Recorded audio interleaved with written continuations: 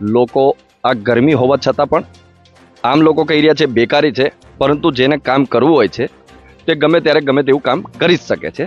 તમે જોશો કે અત્યાર સુધી આપણે શહેરમાં અને શહેરને એની અંદરમાં તમે જોયું હશે કે ગોળાની લારીઓ હોય છે, દુકાનો હોય છે, મોટા મોટા સ્ટોલ બનાવ્યા હોય, પરંતુ આ ભાઈ એક આપણે મેં અનોખો આ એક ગામ છે ફલોડ ગામ, એની અંદર અનોખો એમનો આઈડિયા જોયો.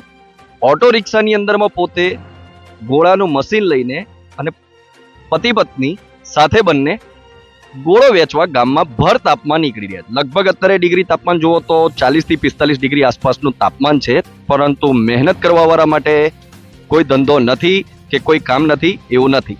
આપણે 2 મિનિટ એમની સાથે એક વાત કરીએ. કયા ગામના છો ભાઈ? ફલોર ગામ. ફલોડ ગામ રહી ગયા. હવે કયા કામ કરો છો તમે? આ વેચલપુરા, આકડિયાપુરા, ભાયાપુરા, બધા ગામોમાં તમે આ રીતે ફરતા વસાત